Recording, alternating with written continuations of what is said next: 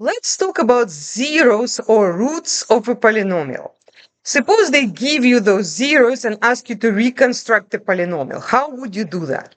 Okay, so the first thing that we need to understand is what are roots or zeros? These are basically x-intercepts of your polynomial. In other words, where is it intersect the x-axis?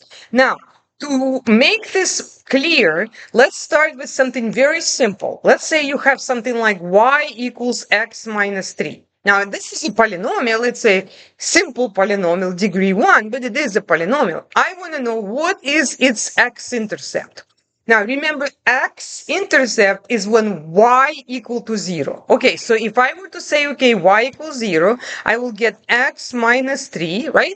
And how do I solve this for x? Well, I'm going to add 3 to both sides, and then I would get x equal positive 3. So notice how I started with x minus 3, right, a polynomial, and the corresponding x-intercept or root or 0 is actually positive 3, not negative 3. Notice how the sign changed. Now, imagine that you started, on the other hand, with something like x plus 2, and then you said, okay, what's the x-intercept? So this is going to be 0 equals x plus 2, right?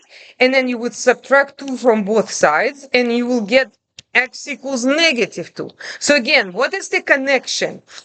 X plus 2 corresponds to a 0 of negative 2. X minus 3 corresponds to a 0 of 3. See how they're opposites, right? So that's what you really need to know. Okay, so let's just say that they gave you the roots, and one of the roots is negative 9. What is the corresponding factor in your polynomial? So remember, change sign. It's not going to be minus 9. It's going to be plus 9. Okay? Because x plus 9 becomes 0 when x equals negative 9. Okay, the next one is a 2. Okay, so that corresponds to x minus 2, right? Because if you set x minus 2 equals 0, you will get x equals 2. Finally, you would get x plus 2, and now you are done. Now, what is this multiplicity? That means which power do you have to raise each factor? And because the multiplicity is 1, we don't have to raise it to any power because the power is 1, okay?